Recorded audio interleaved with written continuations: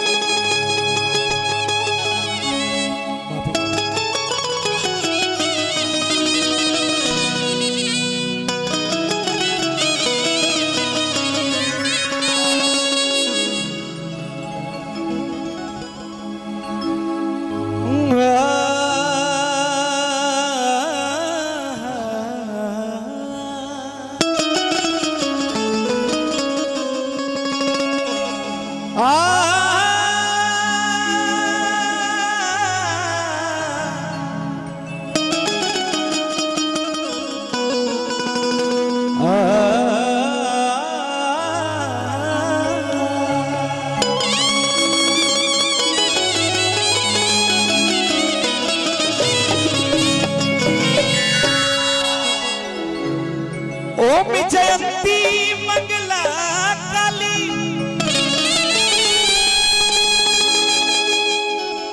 भद्र काली कपालिनी दुर्गे क्षमा शिवा धात्री स्वाहा स्वधा नमो।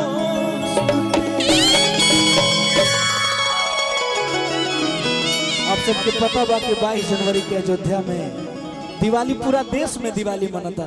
प्रभु श्री राम जी हमने के आ रहल बानी और एक गीत हमने के प्रशांत भाई गेले रहो कि हम 2 लाइन गेले बानी। का गीत के भाव बा जो हनुमत के दिल के पास है भाई भरत के खास है। जो हनुमत के दिल के पास है भाई भरत के खास है। एक पल में भक्तों का हर लेते हैं कष्ट सारा। प्रेम से बोलिए जय श्री राम। वो मेरे राम है, वो मेरे राम है, वो मेरे राम। अब है बाबा 2 लाइन म्यूजिक के साथ।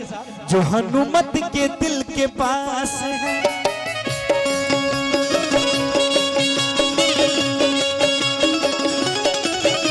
जो हनुमत के दिल के पास है भाई भरत के खास है।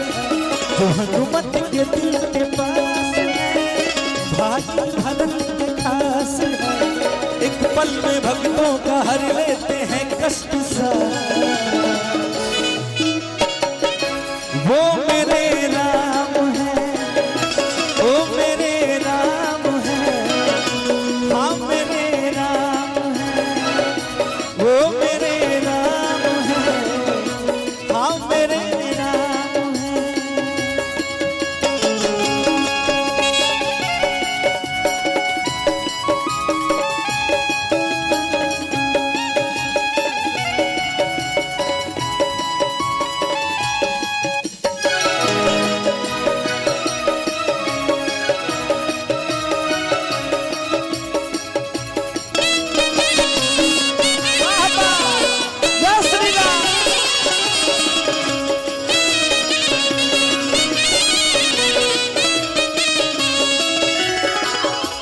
बाबा उसमें 2 लाइन कि गुरु विश्वामित्र संग जाकर ताड़िका मार दिए।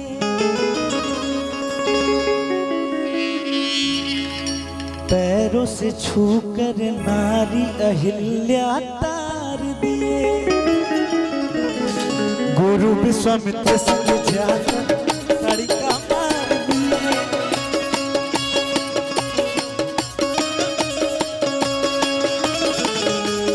पैर से छूकर नारी अहिल्या तार दिए।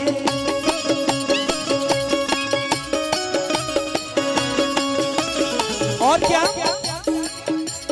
जिसने धनुष को तोड़ा है सीता से नाता जोड़ा है।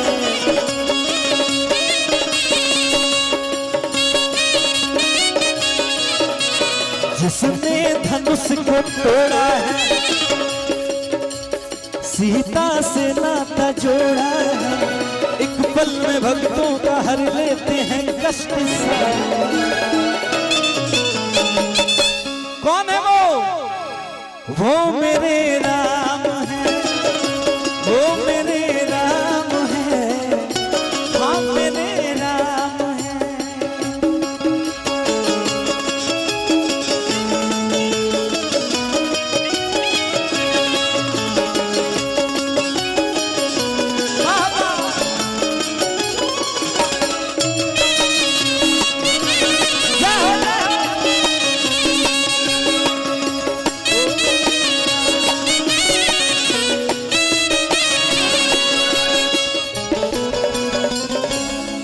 एक बार प्रेम से बोलिए प्रभु श्री रामचंद्र की। आई बड़े भैया प्रदीप सिंह भैया की तरफ से पुरस्कार बार बार प्रणाम।